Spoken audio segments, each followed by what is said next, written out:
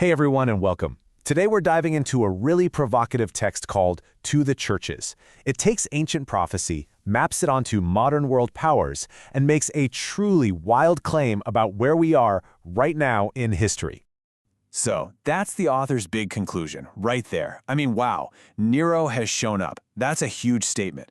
And you're probably asking, how in the world did they get there? Well, in this explainer, we're going to break down their argument step by step and see exactly how they built this case.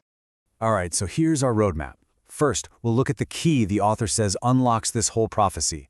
Then, we'll decode the two major powers they call beasts. After that, we'll zero in on the central figure, this modern Nero. And finally, we'll tackle that infamous mark of the beast. Okay, first things first. To even begin to understand this interpretation, you have to get a handle on the author's foundational idea, the connection between two very specific books in the Bible. The whole argument really hinges on this, the idea that the book of Revelation isn't some standalone text. Instead, the author claims it's basically Daniel chapter 13.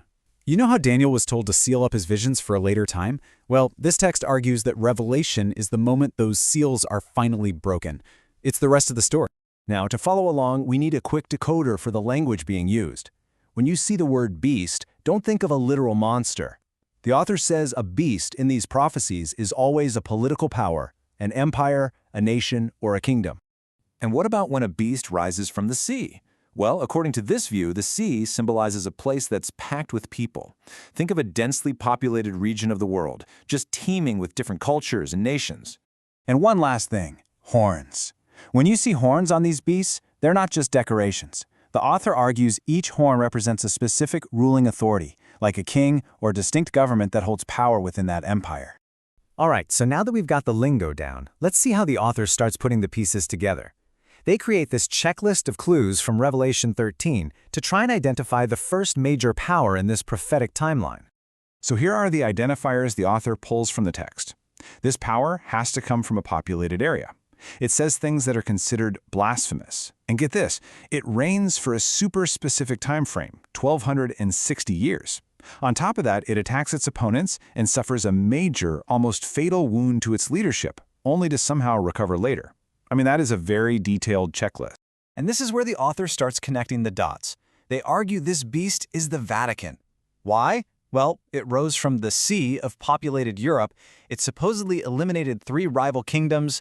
The author points to the Pope claiming the power to forgive sins as blasphemy. It had a deadly wound when Napoleon captured the Pope, and it persecuted people during the Inquisition. And that 1260-year period? It's not just a random number. The author pinpoints the start of papal authority to 538 AD and argues it ended precisely in 1798 AD when Napoleon's general captured the Pope. You do the math, and according to them, that's exactly 1260 years. But the story doesn't stop there. According to the author, right around 1798, just as that first power is getting its deadly wound, another beast, a whole new world power, starts rising up. Now, this second power has a totally different vibe. It comes up from the earth, which the author says means a sparsely populated area. It looks lamb-like, so, peaceful, maybe even Christian in its principles. But then it speaks like a dragon, which they say means it starts passing oppressive, authoritarian laws, and eventually it starts throwing its weight around just like the first beast did. So who fits this profile? Well, the author makes the case that it's the United States. Think about it, founded in the sparsely populated New World, and it rose to prominence right around 1798. It was founded on lamb-like principles like liberty and religious freedom. And its 2 horns, its 2 sources of power, the author identifies them as America's founding documents, the Articles of Confederation and the Constitution. Okay, so the author has identified the 2 beasts as the Vatican and the United States. Now we get to the main event, the central figure in all of this, the so-called man of sin.